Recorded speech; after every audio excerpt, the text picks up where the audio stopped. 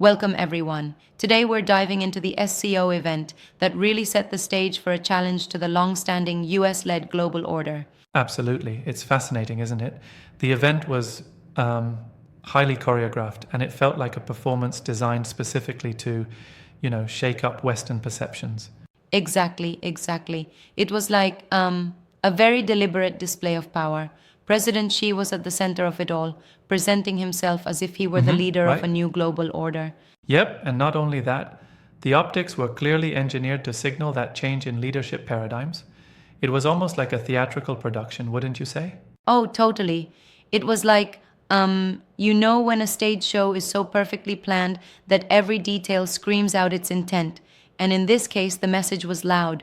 The SCO might just be ready to challenge the US and her allies. Right.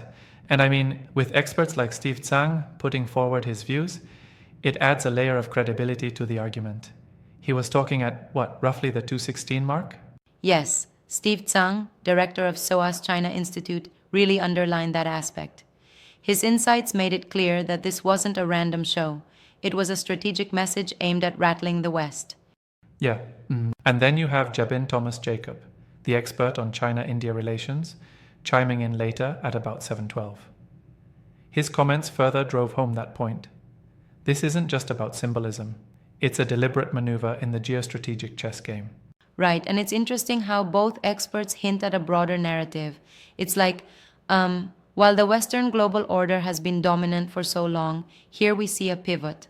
The SCO, under China's lead, seems intent on offering an alternative model. And it raises the question, can this new model really contend with the entrenched power structures in the West? Because, it's one thing to put on an impressive show and quite another to actually bring about systemic change. That's a valid point. I mean, the event, as choreographed as it was, definitely suggests ambition and confidence. But we should ask, does a show of strength translate into actual political or economic reordering? Exactly, and while the optics were meant to be overwhelming, some critics might argue that it's, well, more about perception than hard power projection. True. Even though Yeah. the performance was impressive, the real question is whether these displays can counter decades of US led global order strategies and alliances. And that's where I find some of the skeptical voices quite compelling. Though it looks great on camera, can the SCO really unify its diverse members enough to challenge a global coalition? Right, that's definitely a point worth debating. Think about it. It's akin to, say, a group of musicians trying to play a well rehearsed symphony without really having the same tempo or, the same instruments. Some voices might be more about national pride than a cohesive, unified approach. Exactly. And that's where alliances come into play. The US and her allies have built layers upon layers of diplomatic, economic, and military ties over years. It's hard to simply unseat that order with a flashy display, no matter how vibrant. Absolutely.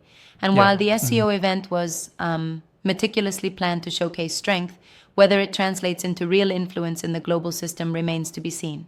Do you think the SEO's internal dynamics might, in some cases, work against it?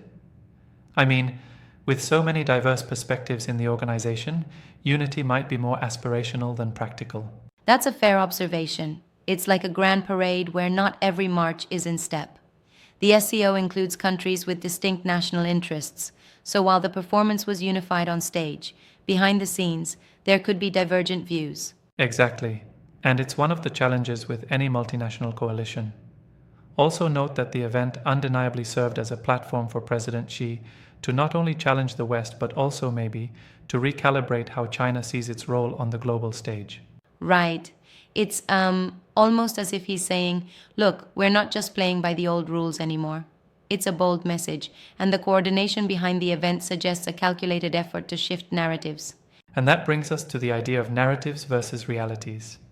It's one thing to craft a narrative of a rising global order, and quite another to see that narrative actualized through policies and actions. Exactly. It's like putting on a theatrical performance versus actually rearranging the stage itself. The event was about optics, but the real change is going to require deep systemic shifts in global power configurations. Indeed. I find it fascinating how art and politics blend here. The choreography of the event is not just for show. It's a symbolic decoder ring or a blueprint, you might say, for how China views future international relations. Does that sound too idealistic? Well, there's a touch of idealism, but also strategic realpolitik here, right? It's like, on one hand, the display is theatrical, but on the other, it's grounded in a genuine effort to position China, and by extension, the SCO, as key players in shaping the global order. Absolutely. But here's something to consider. A display like this may rally domestic support and signal to allies, but it could just as much intensify opposition from traditional powers like the US and its allies, potentially leading to a tit-for-tat dynamic. Yes, that's a critical consequence. It Yeah. might escalate tensions further instead of opening channels for constructive dialogue. The ripple effects could be significant on global alliances and even on economic stability. Exactly. And while some might hail this as a new era of multipolarity, others will argue that such a challenge is inherently destabilizing. Right, it's like trying to balance weights on a seesaw. The current order is deeply entrenched, and even if the SCO can chip away at it bit by bit, the process might be turbulent and messy. Yeah. And while the SCO event was a masterclass in symbolism, the practical political and economic shifts require more than flashiness. They need a robust framework, and as we've seen, alliances like those led by the West have decades of infrastructure behind them. Exactly. It's like a well funded marathon versus a recently organized relay race. The long standing coalition has the endurance and history on its side. The SCO has the innovative spark, but turning that spark into a lasting flame is a whole different challenge. And let's not forget the audience here, the global community. The narrative of a new global order might resonate with those feeling sidelined by the US-led system, but convincing the entire world to shift loyalties is no small feat. Right. The organic appeal of a new order is complicated by geopolitical realities. It's like trying to change a well established playlist.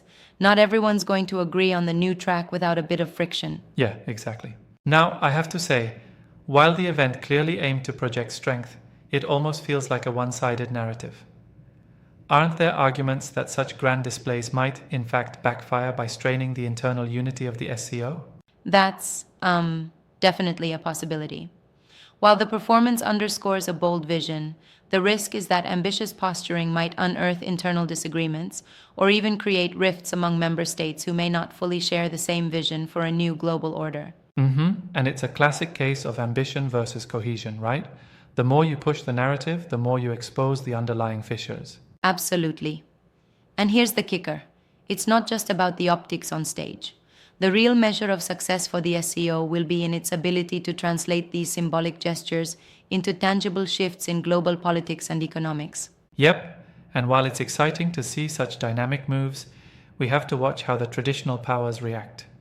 The coming years will likely be a roller coaster of negotiations, alliances, and yes, some instability. In the end, the SCO's challenge to the US-led global order represents both an opportunity and a risk, an ambitious reimagining of power, but one that must overcome serious hurdles of unity and practical influence. Absolutely. Well put. It's certainly a topic that will keep us talking for a long time. I'm excited to see how the narrative evolves. Same here. Thanks for the engaging chat. It's been a lively and insightful journey into the dynamics of global power, symbolism, and strategy.